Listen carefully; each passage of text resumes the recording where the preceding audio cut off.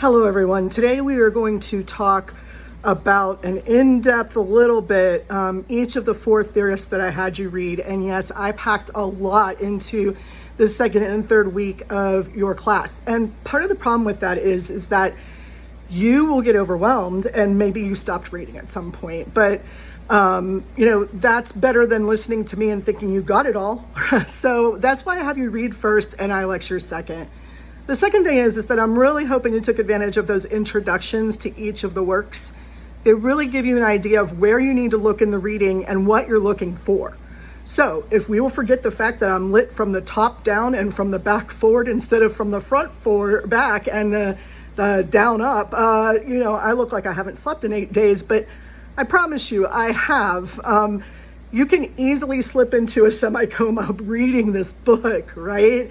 It's a lot. And they write in the dialectic or dialogue style. And that's, a lot of people used to call it the playwright way, that it's almost written like a play. And that's true, but we really call it dialogic now, meaning that there's a dialogue going on between more than one person. But it's dialectical in that it practices exactly what Plato and Aristotle and others talked about.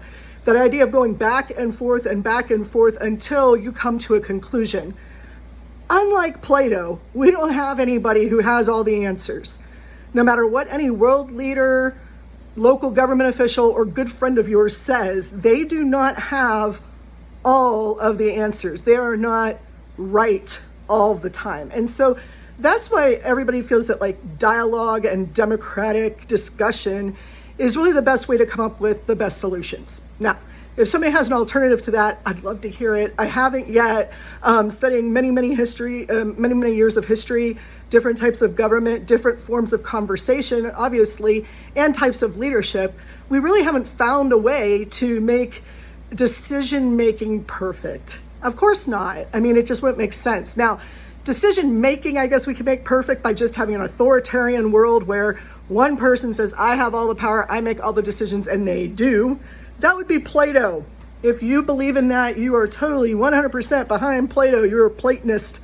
But if you're a person who believes that people should have a say in what happens to them and what rules get made and so on, and even if it's not a perfect say, but just some buy-in to the ideas that rule or govern our society, then you are definitely an Aristotelian or an Isocratean or anybody really past Plato that we're going to talk about in this class, with the exception of very few, okay?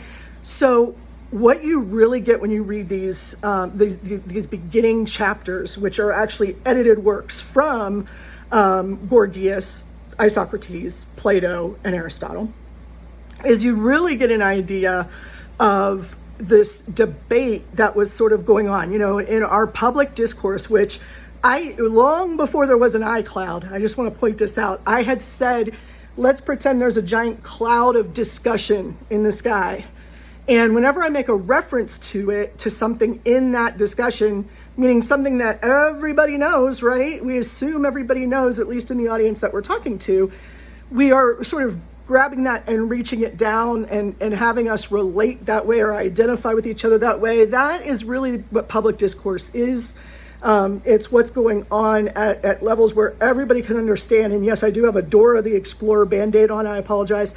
All of those things, sort of that are up there are different based on our cultural, religious, political, social beliefs and ideals. So it's important for us to understand that. That's the first thing. It's not everything, right? We know that whatever is in our public discourse based on history, at least in the United States of America, it's based on a white, male-dominant set of ideas that may or may not apply to everybody. And also remember that people who didn't have money couldn't participate either. So a lot of what comes down to us from that cloud of public discourse is really stuff that's been handed to us. Now, I don't need to give you that lecture. You already know this. This is not hard to figure out. I already told you, we're studying a bunch of dead white guys. So We assume, right? They're really not. I mean, if you're Greek, you kind of have an olive skin, and unless you're John Stamos, you're a little darker. But yeah, we refer to it as dead white rich men, is what we refer to it as, and that qualifies for the most part. And we ignore anything outside of that, which, by the way, is a lot of the world, right? I mean, it's not like China, Japan, Russia didn't exist. I mean, not in the forms that they did today, but then again, neither did we. So when we talk about public discourse, we're talking about audiences that over time change because generations die off, new generations replace them, which is exactly why we talk about professors being out of touch with not just reality, apparently, but also with our students, right? Because our students have a different frame of reference. When I say 9/11, they think of something historical, right? And you guys might even too. I'm not really sure where we're at in the age generation of education. All I know is I'm old, and you guys stay the same age every year. So to me, that's not history. To me, that is something I lived and something that I was very close to and something that I have intense personal feelings about. And people just refer to it like some historical happening. I can't look at it that way. I look at World War I that way, but my grandfather didn't. I look at World War II that way, but my grandfathers didn't. I had one grandfather that was old enough to know about World War I, okay, to have lived through it. He wasn't that old, he was a baby, but still. He was 5 actually when it started, I believe. So not that old, or not that much of a baby. My grandparents, my great uncles, all remember World War II very, very well. In fact, if I go down into my basement, not here at my cabin, but at my home, I will find a box. It's like a banker's box. Do you guys know what a banker's box is? I'm going to assume you do.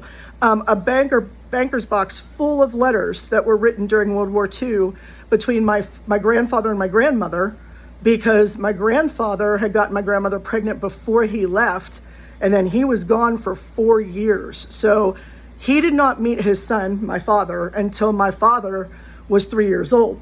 And so during that time, Grandma and Grandpa wrote to each other every day for the most part. I mean, almost every day, saying, like Grandma would tell Grandpa, Jack took his first step today, or I took Jack to play with our cousins down on Green Street, whatever it was. And to me, that's very personal, right? And it would be to anybody, I think, who had them. To you guys, it's a bunch of letters between two people who lived during the 1945 war. Who cares? And so we get distance from those things, and all of a sudden our ability to identify with each other is also distanced. I remember the first time I mentioned Sting in my classroom, and nobody knew who he was. Lead singer of the Police, fantastic artist. Look him up if you don't know. I can't handle it anymore if people don't, right? Or, a lot of people still know some of the greats like Elton John and Elvis and people like that. Not everybody has been to their concerts. Certainly not me. But, we all remember them. John Lennon, the Beatles, unpopular vision not to like the Beatles, but that's where I'm at. I'm sorry, we could discuss that later. And so, we have that sort of in our cultural discourse, and we have access to it, right? It's accessible. But my friend from France has a very different scope of accessible information that does not necessarily overlap with mine. Not perfectly, at least. Nobody does perfectly, but you know what I mean? Like you and I might match here, and he and I match like here, right? We've got very few things in common that we can really work with when we're making references to other things. Yes, it's a Venn diagram, if you will, but I don't have a whiteboard behind me right now. So it's sort of a Venn diagram of what do they know, what does the speaker know, and where can we relate, right? But for the the classical Greek period, they were not worried about the audience and the citizen, or the citizens and the speaker, or the audience and the speaker relating.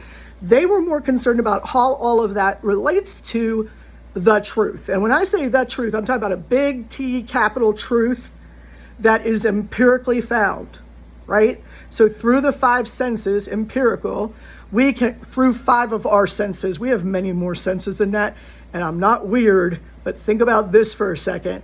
We all have a sense of time and space. Now, does that come from your eyes, your ears, your nose, your mouth, or touching? Maybe it comes from all those things. I don't know, but they're definitely two separate senses. So don't think I'm whacking out on you. But from the five senses of sight, smell, sound, touch, and taste, we can understand the world. Now, when we talk about those big T truths, people think that that means that there's only one truth, that's the only truth, and we live by it. And Plato kind of, that was his thing, okay? He believed in having a philosopher king. Nobody else did. Everybody else was like, it's possible you're wrong, dude. And so I just kind of picture Plato doing this thing, and again, here I'm going to make a reference, a pop culture reference that's pretty historical actually, and you may not get it. Jim Morrison standing on top of a car screaming, "I am the Lizard King, I can do anything." And if you do know that reference, good for you. Sort of saying, I know everything in the world that needs to be known, and if you want an answer, come to me. Now, if that sounds familiar to you, it should, because we're going to see that recur throughout history in many, many different ways. But right now, Plato's sort of saying, anyone else who speaks to you is not speaking truth. They are speaking rhetoric. I'm the only one who has the dialectical knowledge to understand the truth and to share the truth. You see where this is heading. And this is why I don't spend a whole lot of time on Plato, but I did have you read Phaedrus. So let's take a step back. How do we really know rhetoric's a thing? Well, I mean, of course, we have Aristotle writing a book about it. Plato doesn't really talk about it that much. Most people don't even know he wrote on it, except those of us who are obsessed with it. And then, of course, we have really our first piece of rhetoric that we refer to, which is Gorgias's Enconium on Helen. And an Enconium is not just a eulogy. I mean, it is, but it's not just a eulogy.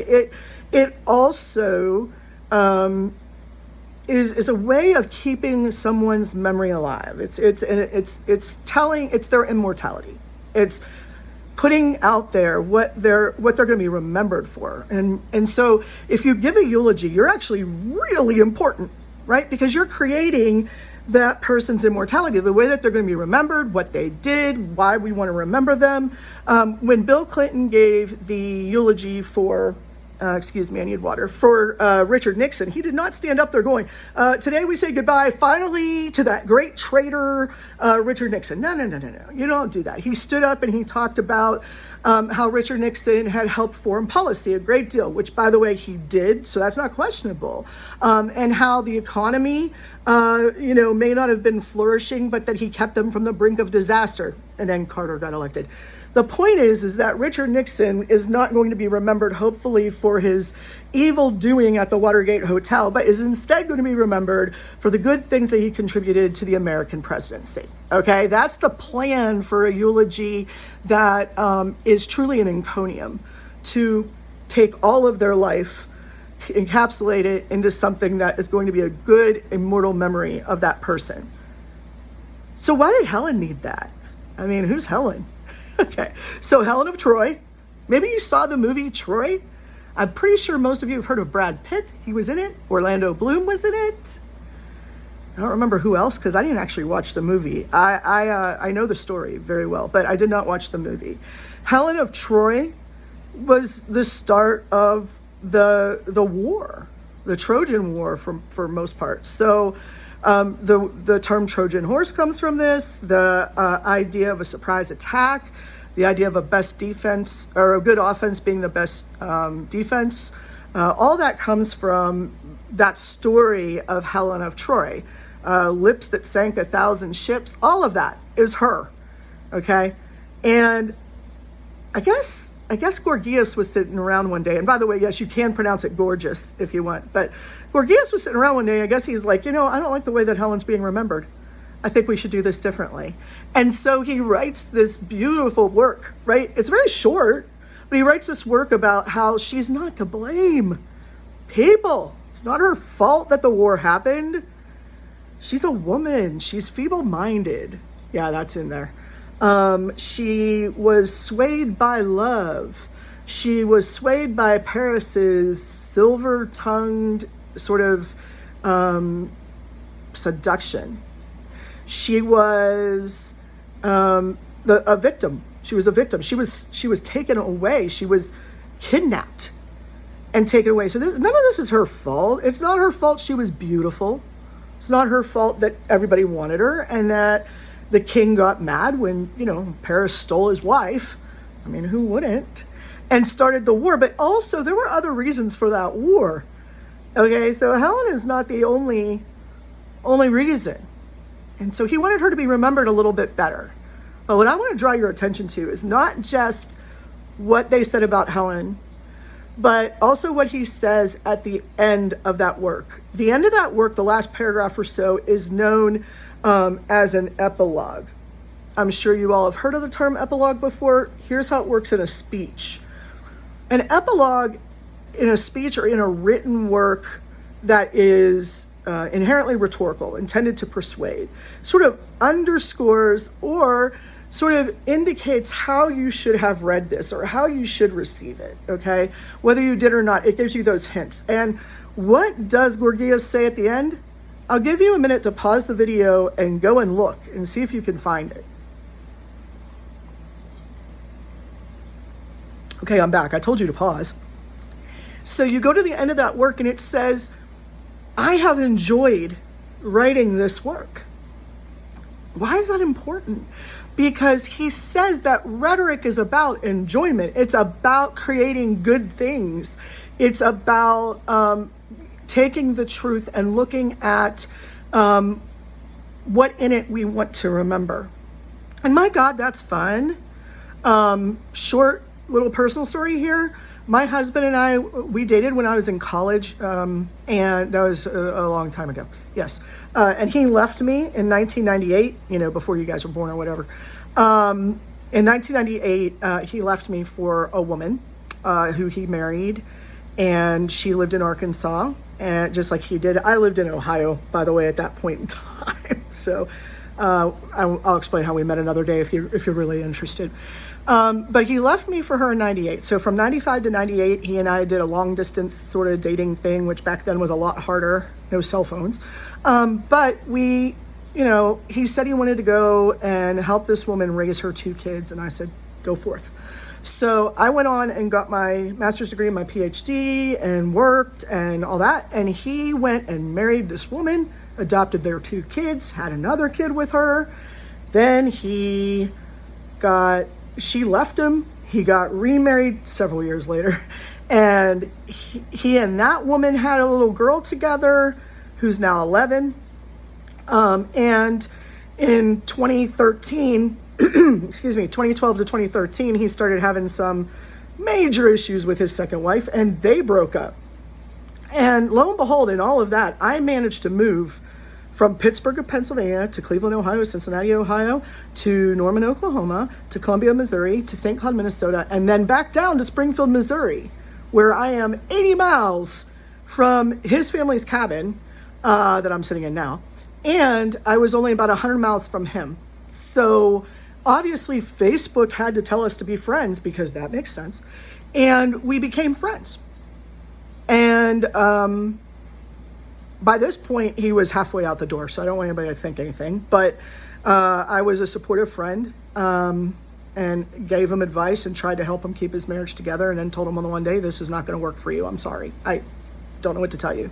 At that point, I did not think much about life because I lived with my cat in a very nice apartment, and I was a very happy person, single and never married and free from all things that were problematic, right?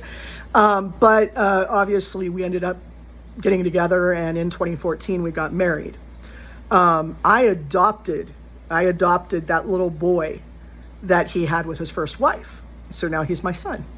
And there's all sorts of problems with that. I don't even want to go there, right? I've got 2 stepkids from his adoption, and I've got a third, we call them bonus children, not stepchildren, a third one from from his second marriage, little Leah, who I've known since she was 3 and who does not know a life without me. So it's a very interesting sort of history, right? Except when I tell you that story, I'm giving you sort of a just the facts, ma'am kind of thing. I'm not giving you sort of the emotional memories that would come along with that. And I'm not an overly emotional person, but obviously I felt things. And if you are an emotional person, you're probably thinking to yourself, my God in heaven, woman, are you nuts? That's what my mother said. So I assume. And the thing is that when I told my husband, my now husband, hey, this is what you did for me, you know? Yeah, you left me in 1998 with my permission. You know, you told me what was going on. You were honest with me. You told me the truth, which he did. And, you know, I went on and did other things because of it. I didn't move to Arkansas and become a days in worker so that I could live my life with you. I went on and did what I wanted to do with myself. I got my PhD. I published. I teach young people all the time. I feel good about what I do. Thank you for that great gift. Because if I had had a child or something crazy like that, I never would have finished.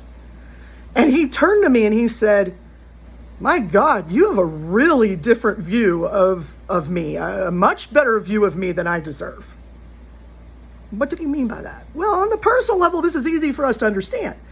I don't remember anything else other than this happening. I don't know what it is he thinks happened. I said, did you cheat on me? No. Did you lie to me? No. Okay, so this is how I see it. And I think the problem is that his intent was not go forth and have a better life.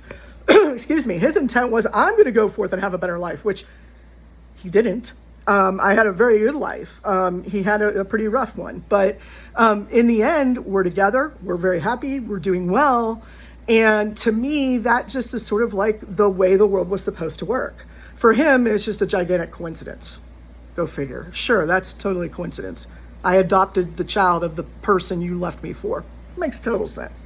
That would just happen in the world. So whether you believe that the world is random or you believe that there's some sort of like great stringy plan through karma or God or whatever you believe in, either way, the end result is the same. The facts of the case are still the same. The way that we responded to it, each of us may have been different, but the facts are still the same. Why is that important to you? Why did I just take like 8 minutes to tell you that story? Because that's exactly what Gorgias was doing with Helen. He was trying to encapsulate her life into something more meaningful or into something where she's not guilty of starting a war, and giving us an opportunity to understand how we can rhetorically construct something with the truth and look at it from a different perspective. Okay, I know what you're thinking. People call that lying, but it's not. I mean, there's no facts that have been changed. All of the facts, I'm using the word facts, and I really hate that word because it's not just facts, it's true facts. There is a such thing as false facts. You don't believe me? There's facts that are untrue. People believe that the earth is flat. People believe that the Holocaust didn't happen. Yesterday, I met a guy who swore to me that what happened at Sandy Hook with that devastating shooter in that school was completely fabricated by Obama. Okay. The facts, as I see them, prove otherwise. Okay? But the facts to him show him that. So you can have facts that are true and facts that are false. How do we prove them? There's a couple of ways we can prove them. One way is through that empirical data. Sight, sound, smell, taste, and feeling. Touch, okay? We can really, I can tell you the background here is not a picture. It is, in fact, a bunch of trees. You know this now because you've seen it like 3 times. So those are actually trees out there. This is actually a window. I'm actually talking to you. You can see that. You have to trust me that's not a picture back there, but I will point out the fact that above my head in the reflection, a fan is moving right now, which sort like that reflection of the ceiling fan in the window sort of suggests to you that there's a reality that I am showing you. So there's the facts that are based in empirical data that are true. If I told you I am on a Caribbean island, all you have to do is look at the scenery and know that that's not true. I don't think there's any Caribbean island that has a forest in it, at least not one that you're going to be sitting in because you're going to be out on the beach, right? I'm just saying, just putting that out there. So we can mutate the truth. I don't think mutate's the right word either. Modify the way we think about the truth in order to get at what we want. And that in of itself is a rhetorical act to reconstruct the idea of something. We don't change the scientific or empirical proof. We change the way that we think about it, talk about it, manipulate it with our words, not with any other lie, if you will. The other side of that coin is that there is no point in having a truth if you cannot empirically verify it. And some people argue that's not true. A lot of people do, actually. And one of those that we're going to encounter is Aristotle. Aristotle says, no, you can also find truth through reasoning. And reasoning, which is, really the practice of talking about something, describing it, gathering experiential data, having conversations with people, along with your personal experience, those things we can reason from empirical data combined with those things to come to a conclusion inductively or deductively, right? And that's where we get our two major modes of reasoning. Here's a shocker for you. Rhetoric has very little to do, in fact, I would argue nothing really, to do with empirical facts. I'm not going to change the 1974 flooring in this house rhetorically. Another way that this has been described is my academic grandfather, Dr. Robert Rowland, up in the University of Kansas, always told all of us who were taught by him or by his students, as is my case, you can jump out of a plane without a parachute and rhetorically construct a net all the way down. You're still going to die, right? Like you're still going to break something. You're still hitting the ground without a parachute. We can't construct things out of thin air. But what we can do is modify the way that we talk about them. My daughter and I talk about the flooring in this cabin all the time. The cabin was built in 1974, ironically the same year I was born. And this flooring is from 1974. It's god-awful linoleum. But I say to her, hey, there's a little bit of olive green in it or avocado, which, by the way, is the color of the year. If you look at Decorator magazines, don't ask me why I know that. But olive or avocado is the color of the year. And she's just like, yeah, I don't care. We can interpret that however we want, but it doesn't change the fact that there is olive avocado green in the tile on the floor. So we can't change our truth, capital T truth. But we can have multiple interpretations of that truth, small t truth, right? So I'm sitting in my cabin. I should have the best lighting ever is a capital T truth. But I don't think it's looking so good. I look like I haven't slept. I don't know what this is. I'm like a raccoon with insomnia at the moment. My hair's flatter on the screen than it is in real life. I think that's the backlighting. The eyes are from the top lighting. I'm going to give you all the reasons why I look horrible. Or maybe I just look this way, right? But my small t truth is that there's explanations for why I look the way that I do. Just like there's an explanation for why Helen should not be blamed for the war. There's an explanation why I don't hate my husband. Because, dude, who marries that guy? And if you look at things a little bit differently, then the actions you take next will be very different. And when I slow down and say things like that it's probably going to be because it's going to come up in a topic of conversation very soon.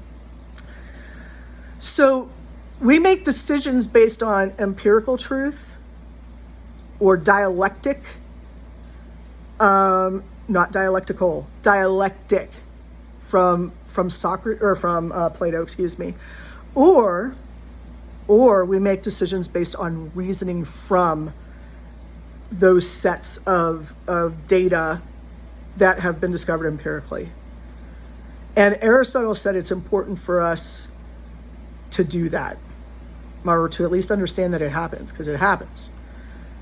Gorgias showed us sort of a fun way for that to happen, okay?